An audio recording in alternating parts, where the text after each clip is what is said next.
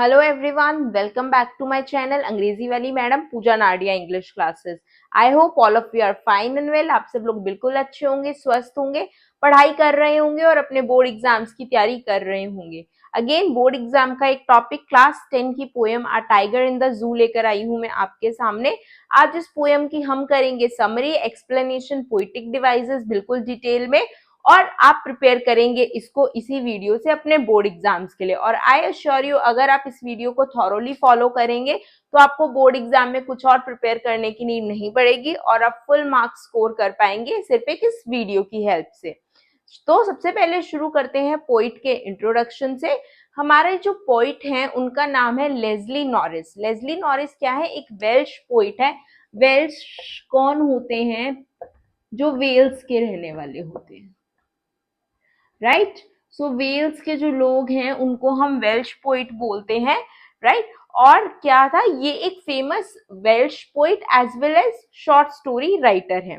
बात करते हैं पोएम की जो हम आज करने वाले हैं। इस पोएम का नाम है अ टाइगर इन द जू और ये पोएम पब्लिश हुई थी 1938 में, राइट। आपको ईयर याद नहीं करना है, बट अगर आपको याद रहता है तो that is well and good for your future preparations also, right. अगर हम बात करते हैं पोएम के थीम की, तो पोएम की थीम क्या है? अ टाइगर इन द जू। बेसिकली जो नॉरिस है वो पोएम में एक टाइगर की बात कर रहे हैं जो केज्ड है, जो जू में है, राइट। पोएम शुरू होती है जू से, देन जंगल में जाती है और फिर वापस एंड में जू पर आ जाती है। तो करेंगे इस पोएम को डिटेल में। सबसे पहले बात करेंगे हम पोएम की थीम की। पोएम की थीम या सेंट्रल आइडिया क्या है कि wild animals should not be imprisoned. Wild animals को हमें कैद नहीं करना चाहिए। They should be allowed to live free. उन्हें हमें फ्री रहने देना चाहिए। They should not be imprisoned in the cage. उन्हें पिंजरे में नहीं बंद करना है। और they should be allowed to live free in their natural habitat. जो उनका नेचुरल हैबिटेट है, उन्हें वहां पर जो है जंगल, उन्हें वहां फ्रीली रहने देना चाहिए। दूसरा जो थीम है वो ये है कि freedom is loved by everyone. हर किसी को राइट टू फ्रीडम है, राइट टू लिव है, और हर किसी को फ्रीडम पसंद होती है, हर किसी को आजादी अच्छी लगती है। No one want to be cage. कोई भी बंद कर नहीं रहना चाहता। हर लिविंग बीइंग को, सिर्फ ह्यूमंस नहीं, सिर्फ हम इंसान ही नहीं, जितने भी लिविंग बीइंग्स हैं हमारे आसपास, सबको फ्रीडम पसंद है, राइट। तो शुरू करते हैं आज की पोएम। इंट्रोडक्शन आई होप आपको क्लियर हो गया है कि हम आज की थीम में क्या करने वाले हैं। आज की वीडियो में हम पोएम करने वाले हैं आ टाइगर इन द जू। सो जो पोम है 5 स्टेंजास में डिवाइडेड है। फर्स्ट स्टेंजा में पोइट क्या कहते हैं? द पोइट सेज कि जो टाइगर है वो क्या है? एक बहुत ही पावरफुल क्रिएचर है। वो डिस्क्राइब करते हैं सबसे पहले टाइगर की ब्यूटी को स्टार्टिंग में, राइट। वो क्या कहते हैं कि टाइगर इतना ब्यूटीफुल है, उसकी ब्राइट एंड क्लियर स्ट्राइप्स हैं, right. Poet says that tiger with bright and clear stripes move around the cage. और वो क्या कर रहा है? वो पूरी केज में, यानी वो जो पिंजरा है, जो भी उसका पिंजरा बनाया हुआ है, उसमें वो घूम रहा है इधर से उधर। पर वो टाइगर इतना बड़ा है, राइट। और क्या है, पिंजरा इतना छोटा है कि वो हार्डली मूव कर पा रहा है। वो बहुत मुश्किल से मूव पा रहा है वहां पर। उसके जो पैड्स हैं वो बिल्कुल सॉफ्ट हैं, वेलवेट की तरह। पैड्स यानी जो उसके पैर के नीचे का जो पार्ट होता है वो बिल्कुल सॉफ्ट है, वेलवेट की तरह। वो बिल्कुल साइलेंटली वहां पर मूव कर रहा है, किसी को डिस्टरबेंस भी नहीं हो रही है। और वो मूव करते करते इधर से उधर मूव कर रहा है, पर प्रॉपरली मूव भी नहीं कर पा रहा है क्योंकि स्पेस बहुत कम है, राइट। And he says कि his pads are soft like velvet, the cage is very small, he can hardly move, and he further says कि the tiger is the most powerful creature on this planet, है ना। इस अर्थ पे सबसे ज्यादा powerful creature है वो, लेकिन क्या वो कुछ भी नहीं कर सकता। अभी तो वो क्या है, एक केज में बंद है, और ये सिचुएशन उसको गुस्सा दिलाती है, राइट। ये जो सिचुएशन है इस पर गुस्सा आता है टाइगर को कि मैं बंद हूं यहाँ पर, लेकिन अगेन वो कुछ नहीं कर सकता बिकॉज वो हेल्पलेस है, राइट। वो एक पिंजरे में बंद है, वो हेल्पलेस है, वो कुछ भी नहीं कर सकता। तो वो साइलेंटली अपनी सिचुएशन को एक्सेप्ट करके चुपचाप यहाँ से वहां घूम रहा है उसी केज के अंदर, और शांत बैठा है बिकॉज उसे पता है कि वो कुछ कर ही नहीं सकता। तो बेसिकली इन लाइंस में जो पोइट है वो ये बता रहे हैं कि जो टाइगर है वो बहुत ब्यूटीफुल है, दिखने में बहुत सुंदर है, बहुत पावरफुल है, पर उन्हें बहुत दया आ रही है उसकी सिचुएशन पे, बिकॉज क्या है, वो एक हेल्पलेस क्रिएचर है। जिस केज में वो बंद है वो इनफ भी नहीं है उसकी मूवमेंट्स के लिए। उस वो क्या डिजर्व करता है, वो जंगल में फ्री घूमना डिजर्व करता है, लेकिन अभी वो हेल्पलेसली एक छोटे से पिंजरे में यहाँ से वहां घूम रहा है। तो अब बात करेंगे स्टैंजा 2 की। जैसा कि मैंने आपको पोएम की स्टार्टिंग में इंट्रोडक्शन में बताया था, जब हम पोएम का इंट्रोडक्शन कर रहे थे, कि जो पोइट है वो सबसे पहले बात करेंगे जो टाइगर है उसकी लाइफ की केज में, देन वो जंगल में चले जाएंगे और जंगल से वापस जू में आ जाएंगे। स्टेंजा 2 में वो क्या बोलते हैं, जो टाइगर है वो क्या करता है, वो डिजर्व नहीं करता केज में रहना, वो डिजर्व करता है जंगल में रहना जो उसका नेचुरल हैबिटेट है। वो डिजर्व करता है कि जैसे एक्चुअल जो लाइफ होती है टाइगर की वो जिए, वो कहीं पर छुपे, छाया में छुपकर धीरे धीरे मूव करे, साइलेंटली लंबी ग्रास में से पानी के होल के पास जाए, वो वहां पर खड़े होकर छुपकर वेट करे अपने शिकार के लिए, एक मोटे से हिरण के लिए जो वहां पर आए, एक फैट डियर के लिए, और वो उसको हंट करे, वो उसको मार कर खाए, उसे एक प्रॉपर हैवी मील मिले, उसे जैसे केज में एक फिक्स्ड अमाउंट ऑफ मीट या मील मिल रहा है वो ना मिले, वो डिजर्व करता है एक हैवी मील जो उसको जंगल में ही मिल सकता है। और जो टाइगर है उसका नेचर क्या है, हंट करना। वो जब वो हंट करके अपने प्रे को खाएगा तो उसको सेटिस्फेक्शन ही अलग होगा, राइट। जबकि जो उसको जो बॉल में हम लोग डालकर दे रहे हैं मीट या जो भी उसको खाने को दे रहे हैं, दैट इज नॉट सेटिस्फाइंग। तो बेसिकली वो जो कंपेयर कर रहे हैं लाइफ ऑफ टाइगर की जंगल और केज की, कि वो डिजर्व नहीं करता केज की लाइफ, वो डिजर्व करता है कि वो जंगल में रहे, छुपकर शैडो में से, लंबी घास में से निकले, पानी के होल के पास जाए, छुपकर अपने शिकार का वेट करे, फिर उसको हंट करे एक मोटे से हिरन को और एक हैवी सा मील खाए, right. And he says he want to convey कि जो एक्चुअल लाइफ है टाइगर की वो जंगल में है, केज में नहीं है। केज में तो सिर्फ उसको बांध कर रखा गया है, he is not living his life, right, he is imprisoned, उसे कैदी बनाया हुआ है। तो लाइंस पढ़ लेते हैं ब्रीफ में कि क्या है stanza 2। The poet is filled with sorrow for the cage tiger. जो पोएट है उनका मन पूरा उदास है, उदासी से भरा हुआ है उस केज टाइगर के लिए। He feels that a tiger should be free in his natural habitat. वो फील करते हैं कि टाइगर अपने नेचुरल हैबिटेट में फ्री होना चाहिए। He should be hiding in the shadow, जो मैंने आपको बताया, शेडो में छुपा हो, लंबी ग्रास से के पीछे से आए, वाटर होल के पास फ्री होके पानी पिए, देन अपने शिकार का वेट करे छुपकर, और फिर हंट करे, wait, then he should be hiding in the shadow waiting for its prey to get a heavy meal, है ना। वो छुपकर एक मोटे हिरण का वेट करे, फिर उस पर झपट्टा मारे, उसको खाए, स्ट्रगल करे अपने फूड के लिए, जो टाइगर का एक्चुअल इंस्टिंक्ट है, जो टाइगर का एक्चुअल करेक्टरिस्टिक है। The poet wants to convey the actual life of tiger is in jungle. Poet जो है कन्वे करना चाहते हैं जो एक्चुअल लाइफ है टाइगर की वो जंगल में है, ना कि केज में।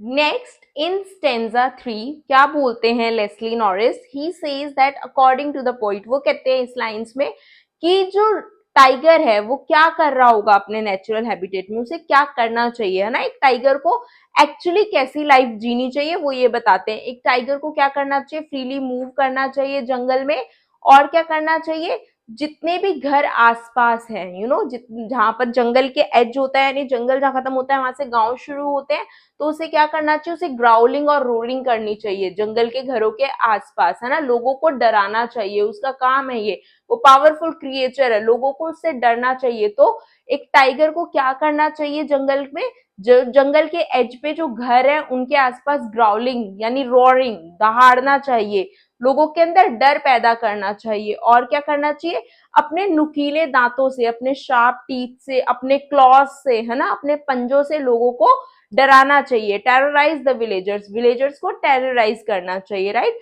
तो इन लाइंस में पोइट जो है ये बता रहे कि एक टाइगर को अपने नेचुरल हैबिटेट में कैसे रहना चाहिए, लोगों को डराना चाहिए, दहाड़ना चाहिए, खुलकर रहना चाहिए, जीना चाहिए, राइट। तो पढ़ते हैं इन लाइंस की summary. In these lines, the poet explains what a tiger in his natural habitat should be doing. वो explain करते हैं कि एक टाइगर को अपने नेचुरल हैबिटेट में क्या करना चाहिए. A free tiger should be growling and roaring around the houses located at the jungle edge. एक फ्री टाइगर, एक आजाद टाइगर को क्या करना चाहिए? ग्राउलिंग और रोरिंग, दहाड़ना चाहिए बिल्कुल फ्रीली उन घरों के आसपास जो जंगल के एज पर हैं, राइट, जो जंगल के किनारे पर है, उन घरों पर, घरों के आसपास दहाड़ना चाहिए बिल्कुल फ्री होके. He should be showing its sharp white teeth and his claws to terrorize the villagers. और अपने sharp white teeth और अपने पंजों से लोगों को गांव के डराना चाहिए, अपना आतंक पैदा करना चाहिए. नेक्स्ट स्टेंजा 4 में जो पोइट है वो वापस आ जाते हैं जू में, जहां पर वो जो टाइगर है वो केज्ड है, और वो क्या कहते हैं, वो जो टाइगर है वो एंग्री है, वो गुस्से में. वापस कहाँ आ जाते हैं, उनका फोकस किस पर आ जाता है? एंग्री टाइगर पे जो जू में केज्ड है. अब वो एंग्री क्यों था, हमने स्टेंजा 1 में पढ़ा था, because he feels helpless, right. वो प्रॉपरली मूव भी नहीं कर पा रहा है उस केज में, तो वो बहुत ज्यादा उदास और गुस्से में है कि व्हाई आई एम केज. उसके मन के अंदर की फीलिंग्स ये हैं जो पोइट कह रहे हैं, राइट.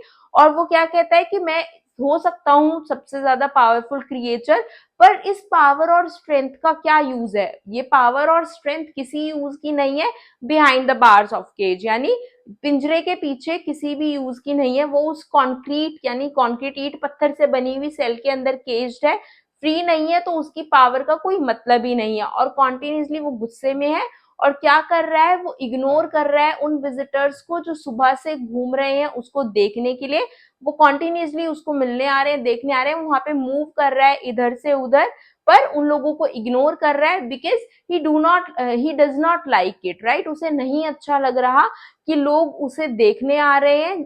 क्यों देख, ही मस्ट बी फीलिंग कि what is there to see in me, मेरे अंदर देखने का ऐसा क्या है, बिकॉज मैं तो खुद एक केज क्रिएचर हूँ, राइट. तो इन लाइन्स में पोइट जो कह रहे हैं वो ये कह रहे हैं that the poet's focus return back to the angry tiger. उनका जो फोकस है वो एंग्री टाइगर पे आ जाता है वापस. The tiger is not free and locked in the concrete cell. वो कॉन्क्रीट के सेल में लॉक्ड है, फ्री नहीं है. His strength and power is of no use. जो ये बार्स हैं केज के, इसके पीछे उसकी स्ट्रेंथ और पावर किसी यूज की नहीं है. वो कॉन्टिन्यूसली मूव कर रहा है, he is moving in his cage, continuously ignoring the visitors who had been visiting him since morning. जो सुबह से उसको विजिट कर रहे थे लोग, उन्हें वो इग्नोर करता घूम रहा है यहाँ से वहां. सो लास्ट स्टेंजा में पोइट कहता है जो टाइगर है, यानी केज जो टाइगर है, उसे रात को भी शांति नहीं है, उसे रात को भी डिस्टर्ब किया जा रहा है.